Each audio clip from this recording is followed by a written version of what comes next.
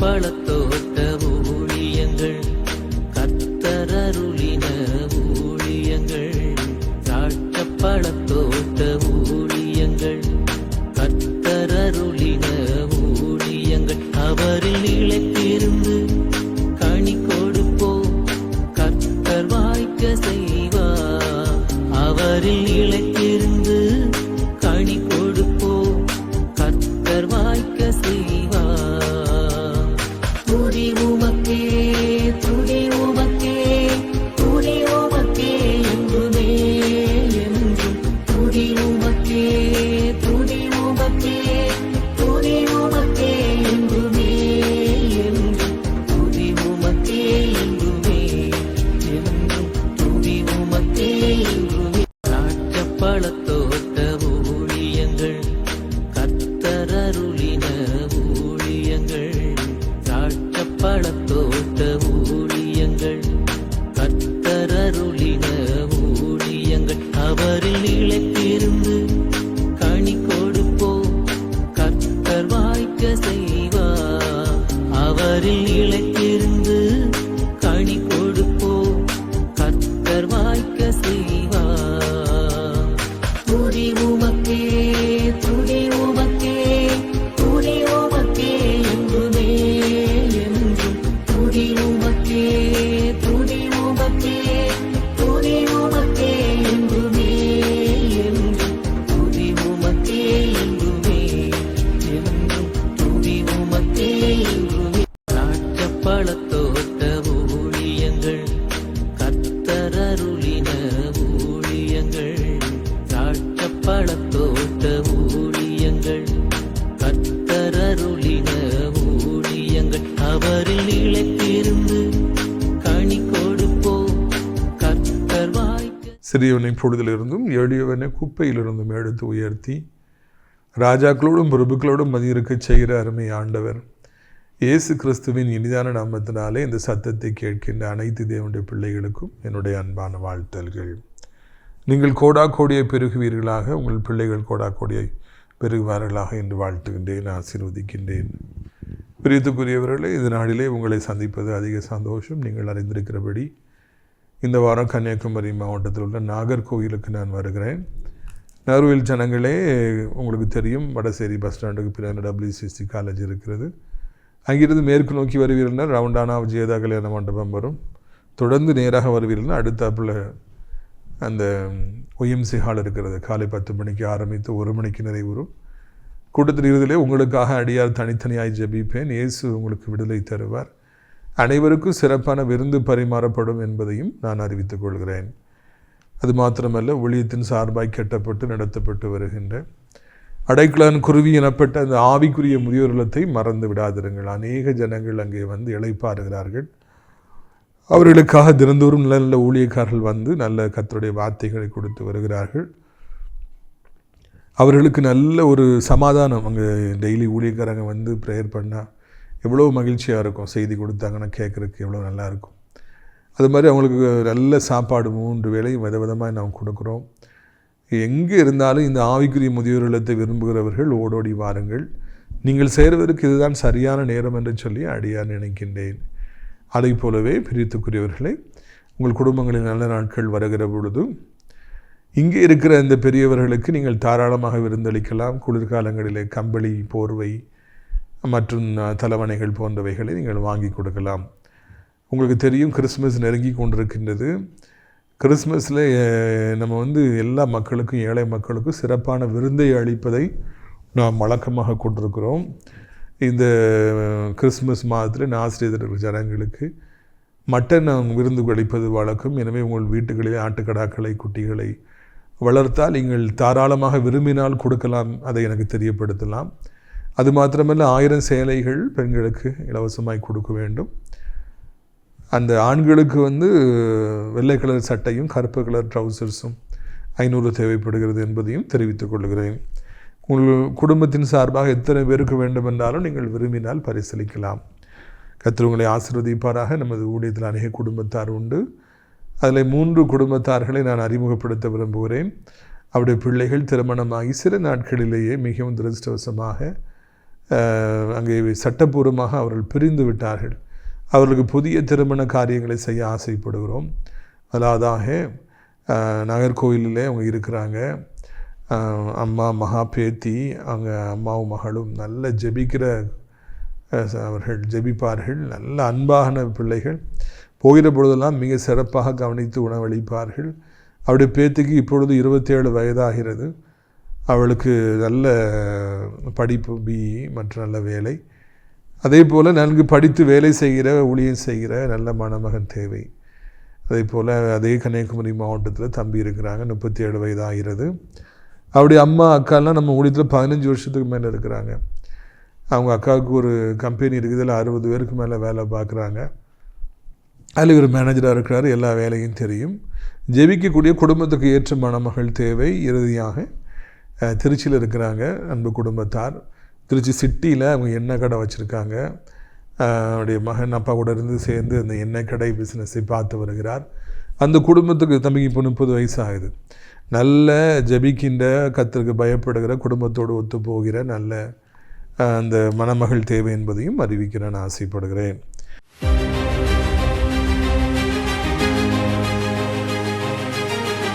பிரியத்துக்குரியவர்கள், நீதிமொழிகள் 19:11 மனுஷனுடைய விவேகம் அவன் கோபத்தை அடக்கும். பார்த்தீங்களா, புயல் காற்று அங்கங்கே வீசுன்னு சொல்கிறாங்க. கொஞ்ச நேரம் தான் புயல் வீசும், ஆனால் அதற்குள்ளாக ஏராளமான சேதாரங்கள் ஏற்படும். அதை போலவே மனிதர்களுடைய வாழ்க்கையிலும் கூட கோபம் என்கிற புயல் அவர்களுக்குள்ளே இருந்து வருகிற பொழுது கொஞ்ச நேரத்திற்குள்ளாக ஏராளமான சேதாரங்கள் உண்டாகும். கெட்ட வார்த்தைகளை பேசுவாங்க, அடிக்க பாய்வாங்க, அடிப்பாங்க. ஒரு சிலர் கோபத்தின் உச்சக்கட்டத்தில் ஒரு நிமிடத்தில் சொந்த மனைவியை, சொந்த கணவனை, சொந்த நண்பனை கூட கொலை பண்ணிடுவாங்க. அதுக்கு பிறகு ரொம்ப வருத்தப்படுவாங்க, ஐயோ நான் கோபப்பட்டேன்னு சொல்லி. என்ன பிரயோஜனம்? கொலை செய்யப்பட்டவருடைய வாழ்க்கையும் முடிந்தது. இவர்களும் ஜெயிலுக்குள்ளாக தங்கள் வாழ்நாள் பரியந்தம் இருக்க வேண்டிய பரிதாபமான சூழ்நிலை உண்டாகுது. கோபப்பட்டதுனால தங்கள் வேலையை இழந்து போனவங்க, திருமணத்தை இழந்து போனவங்க, மக்கள் மத்தியில் உயர்ந்த இடத்தை இழந்து போனவங்க ஏராளமானவர் இருக்காங்க. நம்முடைய பிள்ளைகளே, இயேசு கிறிஸ்து உங்களை பார்த்து சொல்லுகிறார், நான் சிலுவையிலே அடிக்கப்பட்ட பொழுதும் நான் அமைதியாக இருந்தேன், கோபப்படலை. நீங்களும் கோபப்படாத ஒரு இன்முகத்தோடு கூட வாழுங்க, எல்லாத்தையும் பொறுத்து கொள்ளுங்க. அப்பொழுது இந்த பூமியில் ஆசீர்வதிக்கப்பட்ட வாழ்க்கையை வாழ்வீர்கள்.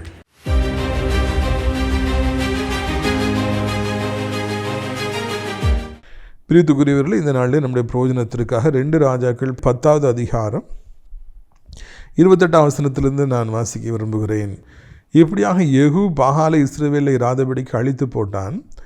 ஆனாலும் பெத்தேலிலும் தானிலும் வைத்த கன்றுக்குட்டிகளினால் இஸ்ரவேலை பாவஞ்செய்யும் பண்ணின நேபாத்தின் குமாரனாகிய யெரொபெயாமின் பாவங்களை யெகூ விட்டு விலகவில்லை.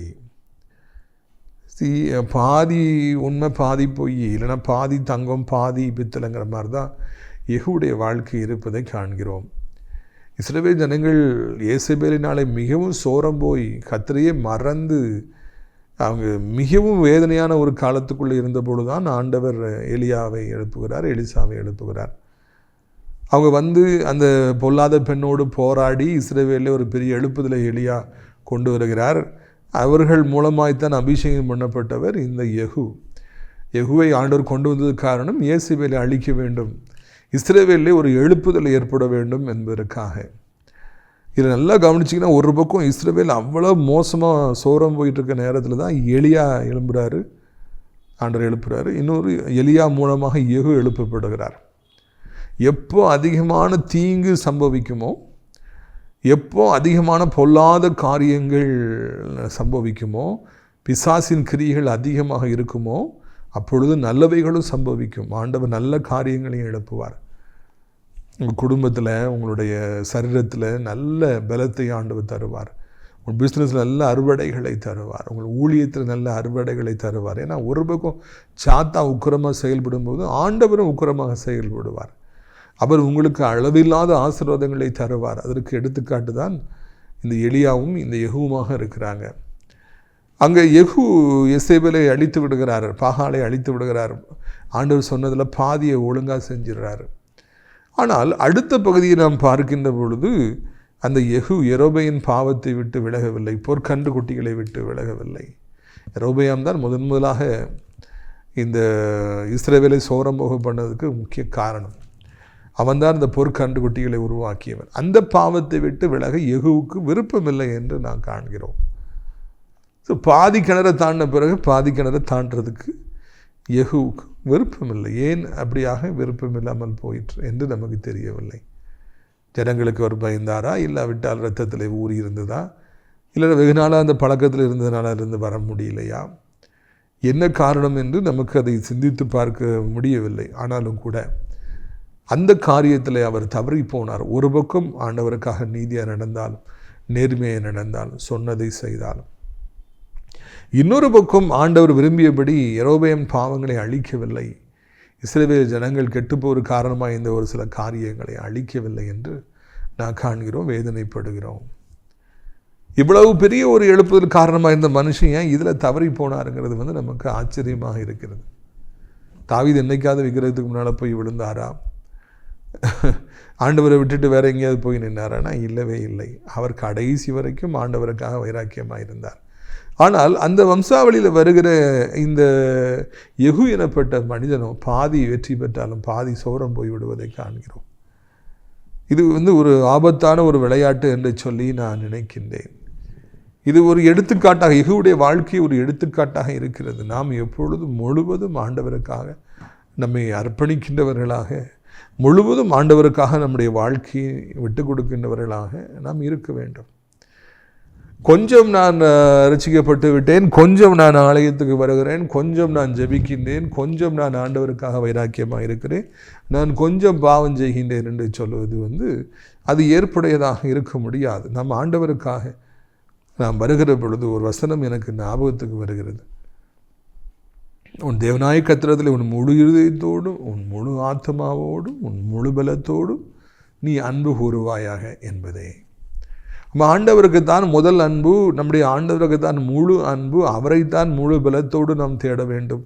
இதுதான் பிரதான கட்டளையாக நமக்கு கொடுக்கப்பட்டிருக்கிறது. இந்த பூமியிலே வாழுகிற காலமெல்லாம் நாம் நம்முடைய ஆண்டவரை முழு பலத்தோடு தேட வேண்டும் என்பதே கர்த்தருக்கு சித்தமாக இருக்கிறது. நான் என்றைக்கு ஆண்டவரை சொந்த இரட்சகராக ஏற்றுக்கொண்டேனோ 30 வருடங்கள் ஆகிவிட்டது. இன்றைக்கு வரைக்கும் ஆண்டவர் இயேசு கிறிஸ்துவை தேடுவதையும் அவரை நேசிப்பதையுமே என் முழு பலத்தோடு கூட நான் செய்து வருகிறேன். வேறு எந்த ஒரு காரியமும் எனக்கு பெரிதாக தெரியவில்லை. ஆண்டவருக்காக வாழ வேண்டும், ஆண்டவருடைய ஊழியத்தை செய்ய வேண்டும், ஆண்டவருக்காக நம்ம ஏதாவது பண்ண வேண்டுமே, ஒவ்வொரு நாளும் நமக்கு தந்திருக்கிற நேரங்களை எப்படியாவது கர்த்தருக்காக செலவழிக்க வேண்டுமே, கர்த்தர் நமக்கு தந்திருக்கிற பணத்தை ஏழை மக்களுக்கும் ஊழியத்திற்கும் கொடுக்க வேண்டுமே என்கிற எண்ணம் தான் எனக்கு மேலோங்கி நிற்கிறது. கிறிஸ்துவின் அன்பு நமக்குள்ளாக ஊற்றப்பட நாம் புது சிருஷ்டிகளாக மாற்றப்பட்டு கொண்டே இருக்கின்ற பழையவைகள் எல்லாம் ஒழிந்தன, எல்லாம் புதிதாகின என்று சொல்லி வார்த்தை சொல்லுகிறது. Old is gone and everything has become new. இந்த யெகூவை போல ஒரு சிலருடைய வாழ்க்கையில் பழையவைகள் எல்லாம் ஒழிவதில்லை, கொஞ்சம் ஒழிந்திருக்கிறது. எல்லாம் புதிதாகவில்லை, கொஞ்சம் புதிதாக இருக்கிறது. இன்னமும் ஒரு சில காரியங்களை அவர்கள் விட்டு விடாமலேயே இருப்பதை நாம் காண்கின்றோம். அது நமக்கு மிகவும் வருத்தத்தை அளிப்பதாக இருக்கின்றது. வாலிப பிள்ளைகளை கிறிஸ்துவுக்காக முழுமையாக உங்களை அர்ப்பணிக்க நீங்கள் பழகுங்கள். ஒரு மனிதனுடைய வாழ்க்கையில் ஜெப வாழ்க்கை வரும்பொழுது அவன் மணிக்கணக்காக ஜெபிக்க ஆரம்பிக்க பழைய பாவங்களும் பழைய பாவங்களும் பழைய கன்றுக்குட்டிகளும் இன்னும் பழைய யெரொபெயாமின் பழக்கங்களும் நம்மை விட்டு அப்படியே விலக ஆரம்பிக்கின்றன. அந்த பழைய காரியங்கள் நம்மை அப்படியே மறுபடியும் மூடிக்கொள்ள வருகிற பொழுது நம்முடைய ஜெப வாழ்க்கையில் நாம் அப்படியே குறைந்து போக ஆரம்பிக்கின்றோம். ஒருவேளை ஜெப வாழ்க்கை குறைந்து போய் கொண்டிருக்கிறது என்றால், இன்றைக்கு நம்மால் ஜெபிக்க முடியாமல் இருக்கிறது என்றால், ஏதோ ஒரு பழைய காரியத்திற்கு, பழைய பாவத்திற்கு, பழைய கோபத்திற்கு, பழைய பொறாமைக்கு, பழைய பழி வாங்குகிற எண்ணத்திற்கு, இல்லாவிட்டால் பழைய வெறிக்கு, ஏதோ ஒன்றுக்கு, சிற்றின்பத்திற்கு நம்மை நாம் ஒருவேளை விட்டு கொடுத்திருக்கலாம். அவைகள் நம்மை ஆட்கொள்ள ஆரம்பிக்கிற பொழுது ஜெப வாழ்க்கையிலே நாம் அப்படியே பலகீனப்பட ஆரம்பித்து விடுகிறோம். நாம் ஆரம்பிக்கிற பொழுது, நம்முடைய ஜெப வாழ்க்கை பலனடைய ஆரம்பிக்கிற பொழுது, அதிகாலமே எழும்பி நாம் ஜெபிக்க ஆரம்பிக்கிற பொழுது, நேரம் கிடைக்கிற பொழுதெல்லாம் கிறிஸ்துவின் முகத்தை நோக்கி பார்த்து அப்பா என்று கதற ஆரம்பிக்கிற பொழுதெல்லாம் இந்த பழைய பாவங்கள் எல்லாம் நம்மை விட்டு விலக ஆரம்பிக்கிறது. பழைய ஜென்ம பாவங்கள் எல்லாம் நம்மை விட்டு தூர போக ஆரம்பிக்கிறது. இதைத்தான் நீங்கள் உணர வேண்டும்.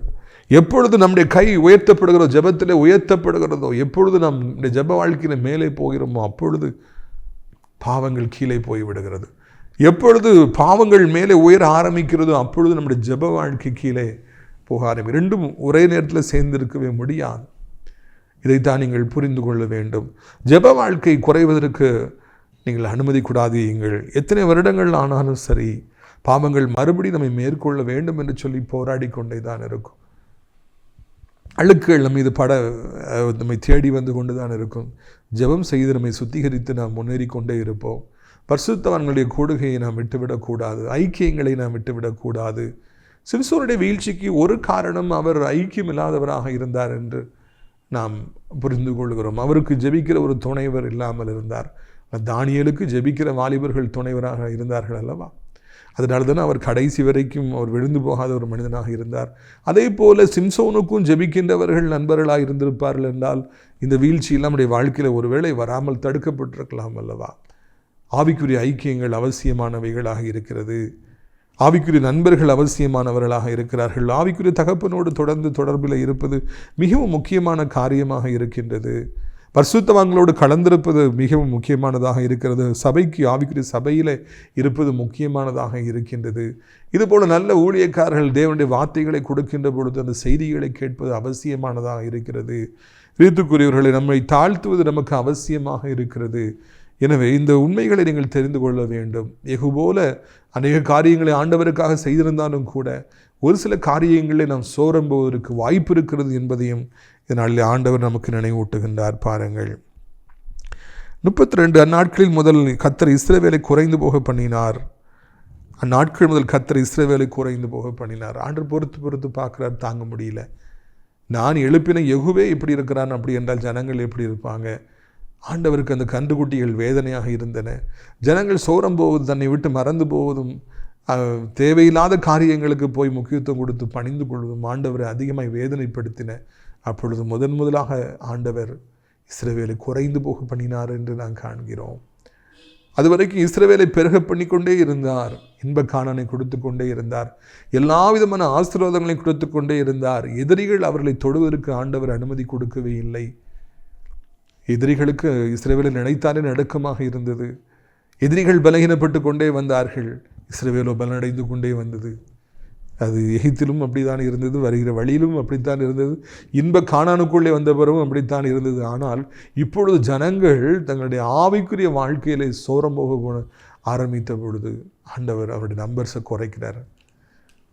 யாரை நேசித்தோமோ அவர்களையே ஆண்டவர் குறைந்து போகும்படியாய் அங்கே மனம் உண்டாராம்.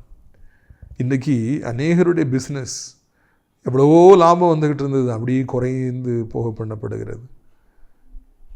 10 கோடி ரூபா லாபம் வந்திருக்கும், இப்போ 1 கோடி ரூபா, 50 லட்ச ரூபா லாபம் வராமல் இல்லை. நல்லா கவனிக்கணும், லாபம் வருது. ஆனால் 1 கோடி ரூபா, 50 லட்ச ரூபா. ஒரு காலத்தில் உங்களுக்கு 1 லட்ச ரூபா சம்பளம் கிடச்சிருக்கும். இப்போ 10,000க்குள்ளே நீ வாழ்ந்துக்க, 5,000க்குள்ளே நீ வாழ்ந்துக்க, குறைந்து போக பண்ணுகிறார்.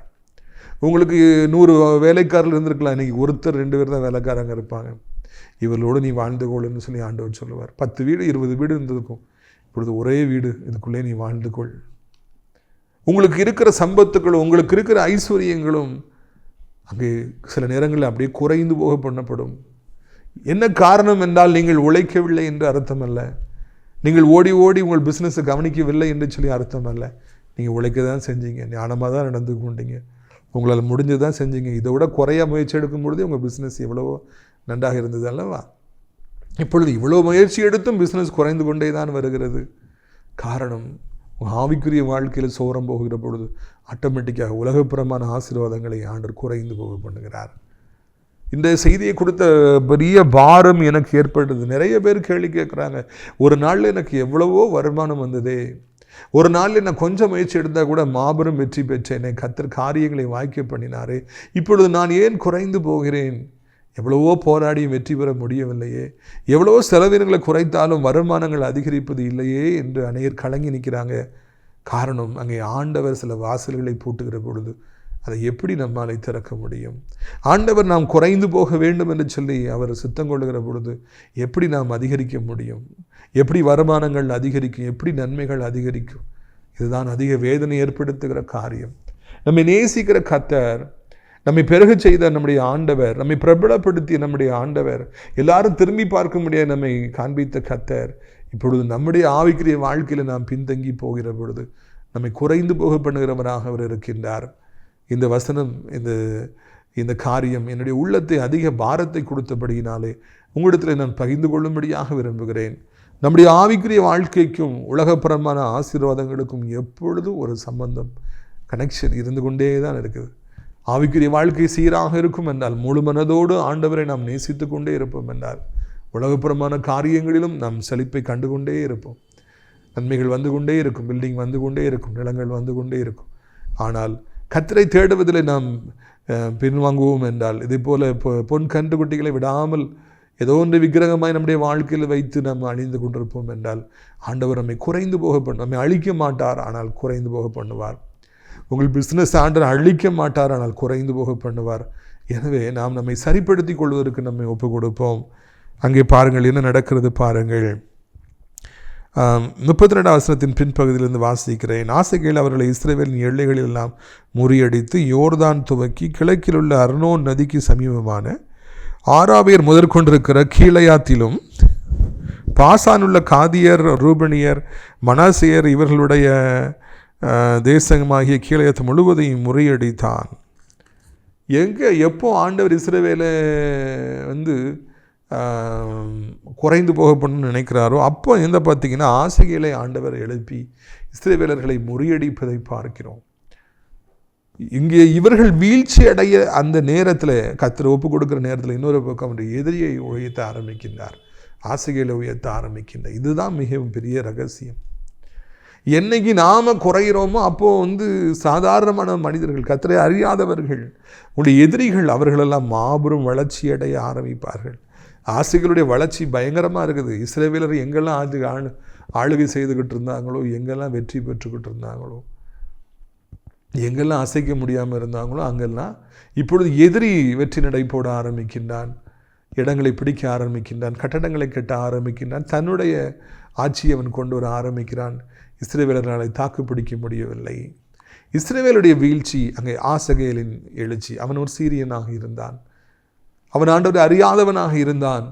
இஸ்ரவேலுடைய கண்கள் காண அவருடைய எதிரியாகி ஆசகேல் உயர்த்தப்பட்டான் என்று சொல்லி நாம் காண்கிறோம். பிரித்துக்குரியவர்களே, நீங்கள் உயரத்தில் இருந்து கீழே விழுந்திருக்கும் பொழுது அது உங்களுக்கு மிகவும் வலிக்கும். அதை விட அந்த நேரத்தில் ஒன்றுக்கும் உதவாதவர்களும் நீங்கள் வெறுத்தவர்களும் வளர்ச்சி அடைவது, எதிரிகள் வளர்ச்சி அடைவது, கண்ணுக்கு முன்னால் உயர்ந்து போவது உங்களுக்கு தாங்க முடியாத துக்கத்தை ஏற்படுத்தும். எவ்வளவோ நீங்கள் பீட் பண்ணணும் பார்ப்பீங்க, நீங்கள் வளரணும் பார்ப்பீங்க, உங்களால் முடியவே முடியாது. ஆனால் அவங்க எளிதில் வளர்ந்துட்டு போவாங்க. அப்போ அது அதிக வருத்தத்தை ஏற்படுத்தும். ரெட்டிப்பான வருத்தம் உண்டாகும், ரெட்டிப்பான வேதனை உண்டாகும். நாம் யாரை வெறுத்தோமோ, யாரை பகைக்கிறோமோ அவர்கள் வளர்ச்சி மேல் வளர்ச்சி அடைவார்கள், நாமோ வீழ்ச்சி மேலே வீழ்ச்சி அடைவோம். ஆசகேல்கள் எழும்புவார்கள், கர்த்தரை அறியாதவர்கள் உயர்த்தப்படுவார்கள், கர்த்தரை அறிந்த நாமோ தாழ்த்தப்படுவோம். காரணம், நாம் ஆண்டவரை முழுமையாக தேடவில்லை, முழுமையாக நாம் ஆண்டவரை நேசிக்கவில்லை, ஆண்டவருக்கு முதலிடம் கொடுக்கவில்லை, ஆண்டவரை போற்றவில்லை, புகழவில்லை, மொத்தம் செய்யவில்லை. ஒன்றுக்கு உதவாமல் இருந்த என்னை இவ்வளவு தூரம் தூக்கி எடுத்தீரே, உயர்த்தினீரே என்று நாம் கடந்து வந்த பாதையை நினைக்கவில்லை, ஆண்டவருக்கு நன்றியோடு காணப்படவில்லை. பாதி ஆண்டவரை தேடினோம், பாதி உலகத்துக்காய் வாழ்ந்தோம். அதனால் ஆண்டவர் நம்மை குறைந்து போக பண்ணிவிட்டு ஒன்றுக்கும் உதவாதவர்களை அவர் உயர்த்த ஆரம்பிக்கிறார். இந்நாளில் செய்தியின் இறுதி பகுதிக்கு நாம் வந்திருக்கிறோம். இந்த செய்தி உங்களோடு ஒருவேளை பேசும் என்றால், உயரத்திலிருந்து நீங்கள் கீழே கொஞ்சம் கொஞ்சமாக இறங்கி வந்து கொண்டிருப்பீர்கள் என்றால், நீங்கள் குறைந்து போக ஆரம்பித்திருப்பீர்கள் என்றால், இல்லையா, கெட்டகுமாருடைய பணம் குறைந்து போக ஆரம்பித்தது, பிறகு இல்லாமலே போயிடுச்சு. அதனால தான் காசே இல்லாமல் போய் அவர் பன்றி மேய்க்கிற வேலைக்கு போய் பன்றி சாப்பிட்ற தவிட்ட அவர் சாப்பிட்ணுன்னு நினச்சார். கடைசியில் அதெல்லாம் கிடைக்காம போச்சு. உயரத்தில் இருந்த அந்த கெட்டகுமாரன் ப்ராடிகல்சன் கொஞ்சம் கொஞ்சமாய் குறைந்து போக ஆரம்பித்தான் அல்லவா? அதே போல் நாமும் கூட இன்றைக்கு குறைந்து போக ஆரம்பித்திருப்போம் என்றால் செய்தி நமக்காக பேசப்படுகிறது. பிள்ளைகளுடைய வருமானங்கள் குறைய ஆரம்பித்திருக்கும் என்றால், நம்முடைய வருமானங்கள் எல்லாம் அப்படியே மேலேருந்து கீழே வந்துக்கிட்டே இருக்கணும், இன்கம்லாம் குறைஞ்சிக்கிட்டே இருக்கும்னா செய்தி உங்களுக்காக கொடுக்கப்படுகிறது. முழுமையாக ஆண்டவர் இயேசு கிறிஸ்துவுக்கு உங்களை அர்ப்பணியுங்கள், உபவாசம் பண்ணுங்கள், ஆதியில் எழும்பியது போல மறுபடியும் எழும்புங்கள். ஆண்டவரே என்னை மன்னியும் என்று உங்கள் பாவங்களை அறிக்கையிட்டு கர்த்தரிடத்தில் ஒப்புரவாகுங்கள். உங்களை இப்பொழுதும் இருகரம் நீட்டி வரவேற்பதற்கு ஆண்டவர் ஆயத்தமாக இருக்கின்றார். அவர் இப்பொழுதும் உங்களை ஏற்றுக்கொள்வார்.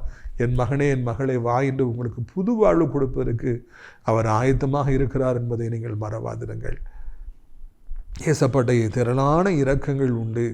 நம்ம போயிட்டு நம்ம பாவங்களை அறிக்கை பண்ணோன்னா உடனே ஆண்டவர் ஆசைகளை நிறுத்துவார், அடித்து தள்ளுவார், உங்களை மறுபடியும் எழும்ப பண்ணுவார். இஸ்ரவேல் ஜனங்கள் பாவம் செய்த பொழுதெல்லாம் ஆண்டவர் அவர்களை அவருடைய சத்துருக்களுக்கு ஒப்பு கொடுத்தார். நியாயாதிபதிகளை முழுவதும் வாசித்து பாருங்கள். அவர் பாவம் செய்த பொழுது ஆண்டவர் ஒப்பு கொடுத்தார். அவர் மனம் திரும்பிய பொழுதோ அவர்களை ஆண்டவர் மறுபடியும் எழுப்பினார். பாவம் செய்தபடினால்தான் முற்பிதாக்கள் அழிக்கப்பட்டாங்க. தானியேல் அவற்றை நண்பர்கள் பாபிலோனுக்கு அடிமைகளாக இழுத்து செல்லப்பட்டார். ஆனால் அங்கே அவர்கள் ஆண்டவருக்கு உண்மையாக இருந்த பொழுது அந்த பாபிலோனில் 4 ராஜாக்கள் மத்தியில் தானியேலை ஆண்டவர் உயர்த்தவில்லையா? அவருடைய இரக்கங்களுக்கு முடிவே கிடையாது. அவருடைய அன்பிற்கு முடிவே கிடையாது. அழைத்த அழைப்பும் கிருபா வரங்களும் மாறாதிருக்கும். இப்பொழுதும் ஒன்று கெட்டுப்போகவில்லை. ஆண்டவர் இயேசு கிறிஸ்துவுக்கு மறுபடியும் உங்களை அர்ப்பணியுங்கள், மறுபடியும் முழங்கால் படியிடுங்கள், மறுபடியும் அவரை தேடுங்கள். அவர் நிச்சயமாய் உங்களுக்கு தட்டுப்படுவார். குறைந்து போய் கொண்டிருக்கிற நீங்கள் மறுபடியும் பெருக ஆரம்பிப்பீர்கள். சத்துருக்கள் அப்படியே குறைய ஆரம்பிப்பார்கள். நீங்கள் பெருகுகின்ற பொழுது சத்துருக்கள் குறைந்து போவார்கள். நீங்கள் குறைந்து போகிற பொழுது சத்துருக்கள் பெருகுவார்கள் என்கிற இந்த மிகப்பெரிய பாடத்தை நீங்கள் ஒருபொழுதும் மறந்துவிடவே கூடாது என்று உங்களை நான் அன்போடு அழைக்கின்றேன். பிரியத்துக்குரியவர்களே, நாம் ஜெகுவை போல ஒருபொழுதும் இருக்க வேண்டாம். பாதி ஆண்டவரை தேடி பாதி ஆண்டவரை விட்டு விடாதபடிக்கு முழு பலத்தோடு தேடுவோம். அப்பொழுது ஆசீர்வதிக்கப்படுவோம். உங்களுடைய ஆசீர்வாதங்களுக்காக நான் ஜெபிக்கும்படியாக விரும்புகிறேன். கண்களை மூடுவீர்களா? அப்பா பிதாவே, வானத்துக்கும் பூமிக்கும் ஆண்டவரே, இந்த அருமையான நாளிலும் கூட எங்களுக்கு அருமையான ஒரு சத்தியத்தை நீங்கள் தந்தீங்க. அதற்காக நன்றியப்பா. உம்மிடத்தில் திரளான இரக்கங்கள் உண்டே ராஜா. நாங்களும் எப்படியாவது அதை பெற்றுக்கொள்ள கர்த்தாவே எங்களுக்கு நீர் உதவி செய்ய வேண்டும் என்று கெஞ்சுகிறோம். இறைமகனே, இந்த அருமையான நாளிலும் கூட கர்த்தாவே சோத்திரம் ஐயா, சோத்திரம் அப்பா. யெகூவின் வாழ்க்கை எங்களுக்கு ஒரு பெரிய பாடமாக இருக்கிறது. பாதியுமை தேடினான், பாதியுமை விட்டு விட்டானப்பா. நாங்கள் அப்படி இருக்காதபடி முழு பலத்தோடு உம்மை தேட எங்களுக்கு நீங்கள் உதவி செய்யுங்க ராஜா. ஆண்டவரே, எங்களை ஒருபொழுதும் நீர் குறைந்து போக பண்ணாதிருமப்பா. நான் தான் ஜெபிக்கிறோம், யாரையும் குறைந்து போக பண்ணாதிரும். எவ்வளோ லாபம் வந்துச்சு, எவ்வளோ வருமானம் இருந்துச்சு, இப்போ கால்வாசி கூட இல்லையே, 10ல் 1 மடங்கு கூட இல்லையே, 100ல் 1 மடங்கு கூட இல்லையே என்று நான் ஒரு காலம் நான் சொல்லாதபடிக்கு ஆண்டவரை இருக்கத்தக்கதாக எங்களை பெருக பண்ணுங்க. தாவீது நாளுக்கு நாள் விருத்தி அடைந்தார். அநேக தேவனுடைய பிள்ளைகள் இன்று நாளுக்கு நாள் கீழே போகிறாங்க. நாளுக்கு நாள் அவருடைய வருமானம் குறைந்து கொண்டே இருக்கிறது. அவருடைய கூட்டங்கள் குறைந்து கொண்டே இருக்கிறதுப்பா. நிலங்கள் குறைந்து கொண்டே இருக்கிறது ஐயா. எப்படியாவது மறுபடியும் எங்களை பெருகச் செய்ய வேண்டும் என்று கெஞ்சி மன்றாடுகிறோம். உங்களுடைய பிள்ளைகள் பெருக வேண்டும், அதுதான் தேவனுடைய சித்தம். நீ வளங்கொண்டு இடங்கொண்டு பெருகுவாய் என்று சொன்னீங்க. நாங்களும் வளங்கொண்டு இடங்கொண்டு பெருகத்தக்கதாக கர்த்தர் கிருபையாக இறங்குங்க. என் நாளில் வியாதியினாலே அப்படியே குறைந்து போகலாம். மருத்துவ செலவுகளுடைய பிள்ளைகளை குறைந்து போக பண்ணலாம். அலைச்சல்களுடைய பிள்ளைகளை குறைந்து போக பண்ணலாம். ஆண்டவரை எவ்வளோ விதைத்து அறுக்காமல் இருக்கிறபடினாலே குறைந்து போகலாம். போட்ட பணமெல்லாம் வீணாக போகிறபடியினாலே, விபத்துகளினாலே குறைந்து போய் கொண்டிருக்கலாம். அதெல்லாம் நிறுத்தி இந்த நாள் முதற்கொண்டு 2 மீனையும் 5 அப்பத்தையும் நீ பெருகும்படியாய் செய்யும். 5000 பேருக்கு பெருகும்படியாய் செய்யும். ஆண்டவரே, நம்முடைய பிள்ளைகளுடைய வாழ்க்கையில் எதை எடுத்தாலும் வெற்றியை தாரும். ஆண்டவரை கொஞ்சம் உழைத்தாலும் மாபெரும் முன்னேற்றத்தை தாரும், வெற்றியை தாரும் ஐயா. அவருடைய கண்ணீரை கணக்கு வைத்தவர்களுக்கு நீர் உதவ வேண்டும் என்று சொல்லி கெஞ்சுகிறோம். இறைவா, நம்முடைய பிள்ளைகள் குறைந்து போகக்கூடாது. புறஜாதிகள் மத்தியில் ஆண்டவரையுமே அறியாதவர்கள் மற்றவருடைய பிள்ளைகள் வெட்கப்படக்கூடாது. ஆசைகள் எழும்பக்கூடாது. ஆண்டவரை ரூபானியர்களும் காத்தியர்களும் ஆண்டவரை மனசையின் பாதி கோத்திரத்தான அழியக்கூடாது. யோர்தானில் இப்பக்கத்தில் இருக்கிற கிலியாத்தை அழியக்கூடாது ராஜா. கிலியாத்தை ஆசைகள் மேற்கொள்ளக்கூடாது. அதற்கு நீர் அனுமதிக்கக்கூடாதப்பா. இப்படியாவது கர்த்தர் உதவி செய்ய வேண்டும் என்று கெஞ்சுகிறோம். இப்பொழுதே வியாதி நீங்கட்டும். இப்பொழுதே தலைவலி, ஆண்டவரை இடுப்பு வலி, முதுகு வலி, கால்வலி, எசப்பா, நெஞ்சில் இருக்கிற அடைப்பு, தகப்பனி எல்லாம் நீங்கட்டும். வீக்கங்கள் எல்லாம் வற்றி போகட்டும். கர்த்தர் புது பலத்தை தாரும். உடைய கிருபைக்குள்ளே ஒழித்து வைத்துக் கொள்ளும், உடைய இரக்கத்துக்குள்ளே ஒழித்து வைத்துக் கொள்ளும் என்று சொல்லி கெஞ்சுகிறோம். ஆண்டவரே, இந்த அருமையான நாளில் கூட சத்தத்தை கேட்குற பிள்ளைகள் என்ன வியாதியோடு இருந்தாலும் இப்பொழுது அவர் சுகமாகட்டும். நடக்க முடியல, சாப்பிட முடியல, எழும்ப முடியல, மாடிப்படி ஏற முடியல, உடம்பு வெயிட்டாக இருக்குது, பலகீனமாக இருக்குது, மெலிஞ்சு போயிட்டேன், அழகு போயிடுச்சு, அது போயிடுச்சு, இது போயிடுச்சு, எல்லாருக்கும் உதவி செய்யுங்க. வயதானோர் கீழே விழுந்து விடாதபடி அப்பா அவர்களை 2 கைகளால் நீ ஏந்தி கொள்ள வேண்டும் என்று கெஞ்சுகிறோம். வாலிபத்தின் பிள்ளைகள், வாலிபத்து பாவங்கள், போதை பழக்கங்கள், கஞ்சா போதை, அடிமைத்தனத்திலிருந்து, மொபைல் அடிமைத்தனங்கள், பைக் அடிமைத்தனத்திலிருந்து விடுதலை பெற உதவி செய்யுங்க. கெட்ட வார்த்தைகளை பேசுகிற வாலிப பிள்ளைகளுக்காக ஜெபிக்கிறோம், எப்படியாவது ரசிங்க. பெற்ற தாய் தகப்பனை எதிர்க்கிற ஆண்டவரே முரட்டாட்டம் உள்ள பிள்ளைகளை சந்திங்கப்பா. வாழ்க்கையின் எதிர்காலம் அழிந்து விடாதபடி காத்துக்கொள்ளுங்க. தற்கொலை எண்ணங்களோடு இருப்பவர்கள், கொலை செய்ய வேண்டுங்கிற எண்ணங்களோடு இருப்பவர்களுக்கு விடுதலை தாருங்க. பொறாமையோடு இருப்பவர்களுக்கு அந்த எண்ணங்கள் இந்த விடுதலை தாருங்க. ஆண்டவரே தூச்சன வார்த்தைகளை பேசி தர மக்களுடைய நாக்கை கெட்டி போடுங்க. நீண்ட காலமாய் குழந்தை இல்லை, திருமணம் இல்லை என்பவர்களுக்கு கர்த்தர் அதிசயத்தை காண பண்ணுங்க. உலகம் முழு இருக்கிற அத்தனை நாடுகளையும், இந்த தாய் திருநாட்டை அனைத்து மக்களையும் ஆசீர்வதிங்க. ஆண்டவரை அனைத்து தேவனுடைய பிள்ளைகளையும் ஊழியக்காரர்களையும் கர்த்தர் ஆசீர்வதிங்க.